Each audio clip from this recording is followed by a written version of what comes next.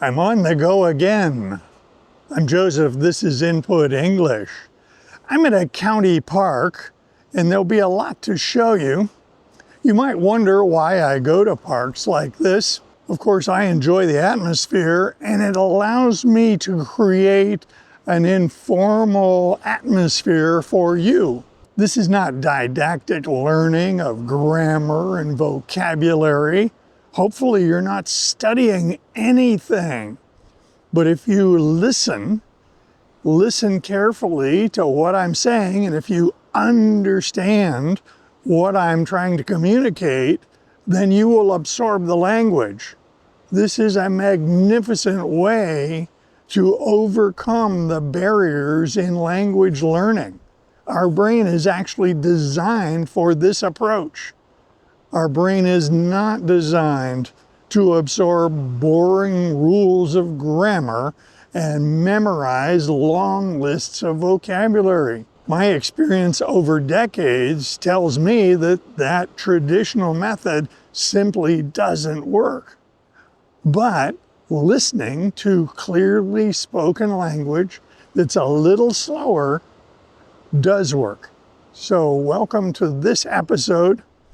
In the United States, we have lots of different kinds of parks. We have national parks. They are run by the U.S. federal government. The next level down is the state park, and that's run by each of the 50 states.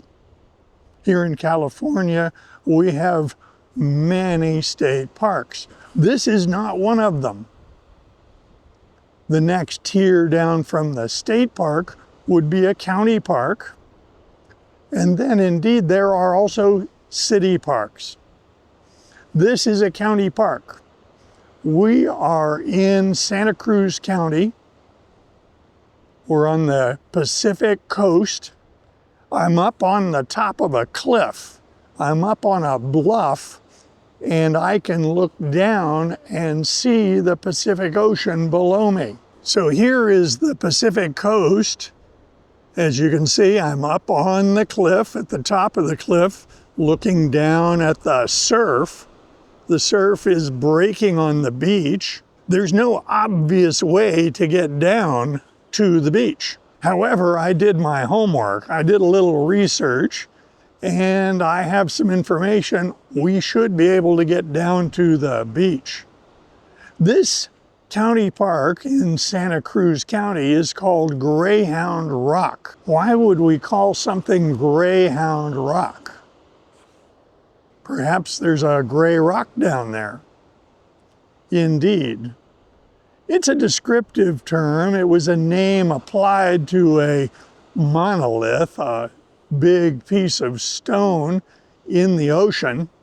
And when you see its shape, you'll understand the name. So I'm going to walk from here down toward the beach and hopefully get you up close and personal with Greyhound Rock. You might notice that I'm wearing a different hat. That's because it's very windy here. This hat has a better fit to be less likely to blow off. My Panama hat has a large brim that would catch the wind, and it doesn't fit tightly enough that I would be secure, that I would not lose it. So I'm wearing this hat today because it's less likely to blow off. It also has a feature that may be useful. It has a chin strap. I consider a chin strap on a hat like this a bit of a fashion crime. What's that? A fashion crime is a casual expression that refers to some style that one is displaying that is not in fashion, is not satisfactory. So I think that wearing a chin strap on this hat would be a fashion crime. It's a lighthearted expression. No real crime is being spoken of. Here's our first glimpse here on the trail of Greyhound Rock. Greyhound Rock, you could construe, is shaped a bit like a dog laying on the floor. it's longer than it is wide. So someone decided that that should be called Greyhound Rock. The trail is amazingly good. Compared to my most recent hike in this area, this trail is amazing. It is paved with asphalt. It's a little uneven. There are areas where the asphalt has been damaged or destroyed, but in general, this is a very satisfactory hiking trail. One could almost bring someone down here in a wheelchair. I don't recommend that. It's a little too steep for that. But they have put effort into making this accessible for people. People could easily bring their family down here. This trail is not dangerous. From this vantage point, you can see the beach. We're quite a bit lower than we were. I was up on the bluff to the left when I started this video, and now I'm getting down close to the beach. I made it down to the beach. It was not difficult at all. There are very few people here. I'm here on a Thursday around noontime. Sometimes when you go to the beach, you might want to time your visit based on the tide. The level of the ocean rises and falls, and there are charts. There are ways of looking up whether it will be low tide or high tide. Looking at the vegetation on the beach and the way the waves are breaking, this does not appear to be low tide because the waves are coming up nearly to the level that the vegetation is deposited. As you look here, you can see the waves are breaking on the beach, and the vegetation that was deposited at the recent high tide is only slightly further up on the beach. Based on that, I believe it's nearly high tide. It's certainly not low tide. That's important here because of a feature in this park. I will show you. This was part of the trail that I did not come down. You can see that the hillside has eroded and the trail is falling apart. That handrail has collapsed down toward the ocean. Above this level, an informal trail has developed, and people have walked on this smaller trail to get down here to the ocean. It looks like the county government will need to do some repairs to this trail if it's going to be usable. Here you can see the hillside. It is heavily eroded. My scientific training is not strong in geology.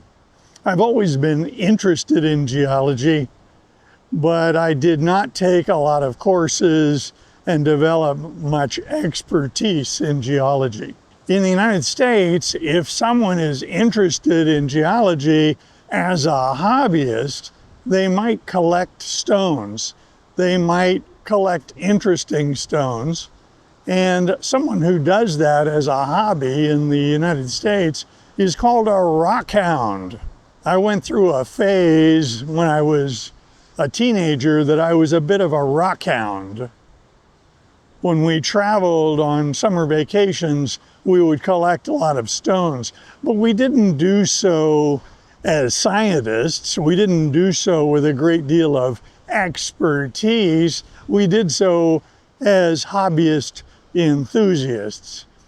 So the house where I grew up actually had stones that we brought home from all over the country, and they were used as decorations in the garden. When we sold that family house, those stones conveyed with the house. The new owner has custody of those stones that we laboriously collected from all over the United States and Canada to decorate that yard.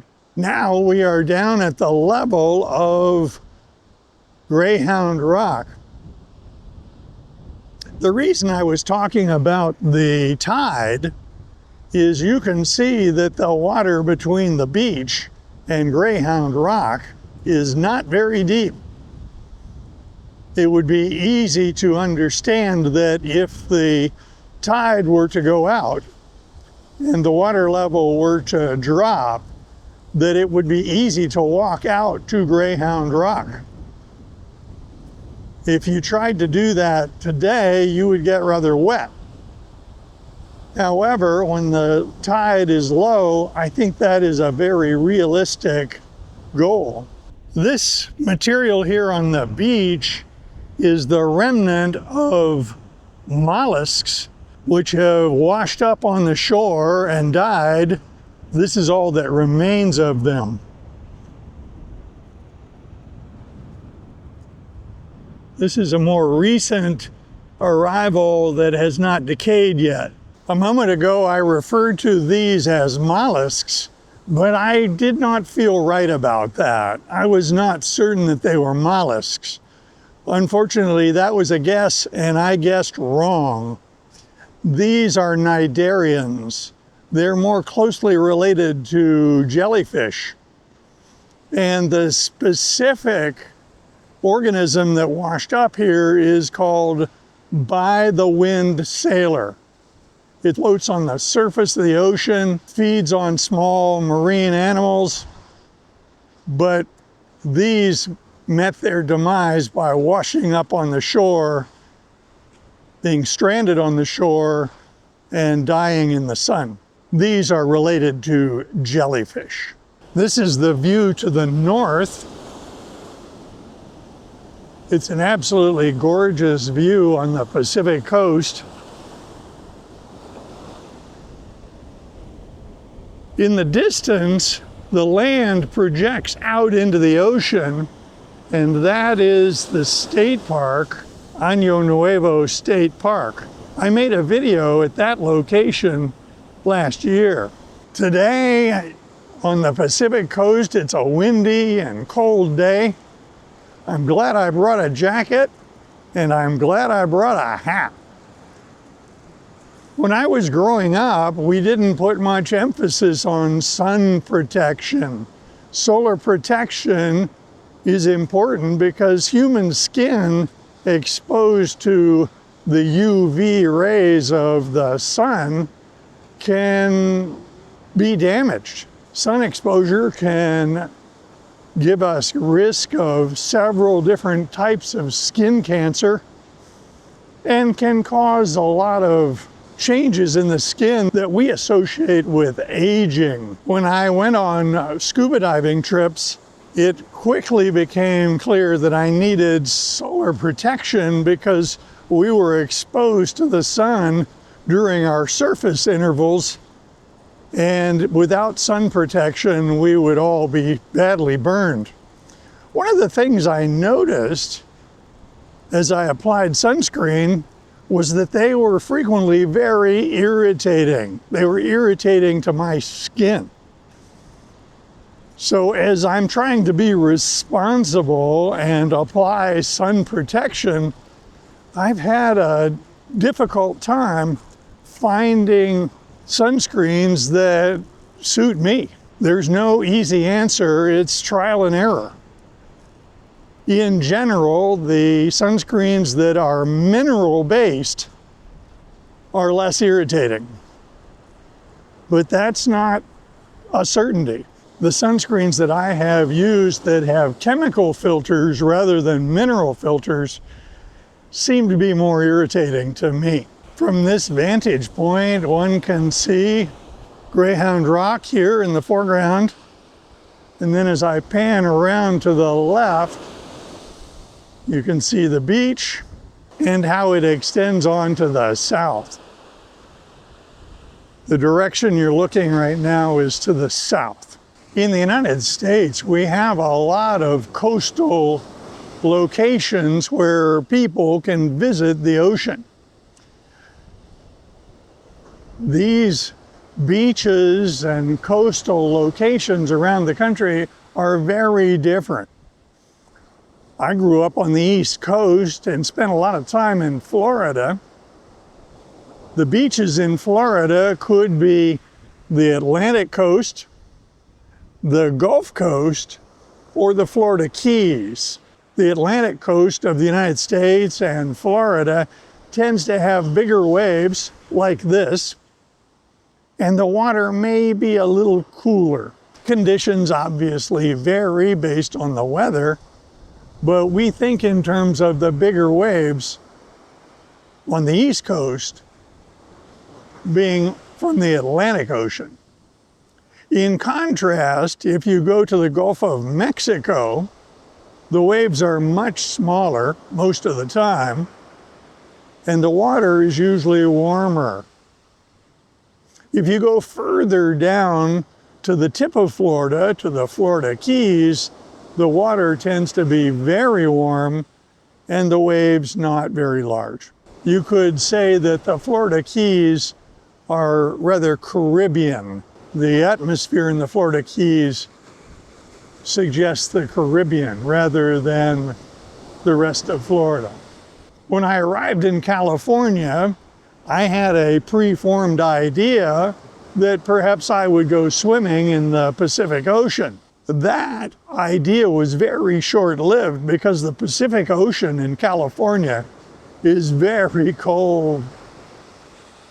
I have never gone swimming in this Pacific Ocean because it's too cold. I did go scuba diving in Monterey Bay. That was with several layers of wetsuit, and it was still uncomfortably cold. If you look at the map of the United States, you can see that population centers tend to gather around or near water. Certainly there are large cities inland, but the population disproportionately concentrates near the water. My wife used to say that she really needed to live close to the water. She had no intention of living far inland. When one comes here to the beach and sees this natural beauty, you can feel that draw of the ocean. It's very inviting. I hope you enjoyed this short video. I invite comments below, and if you like videos like this, be sure to click on this one next. See you soon.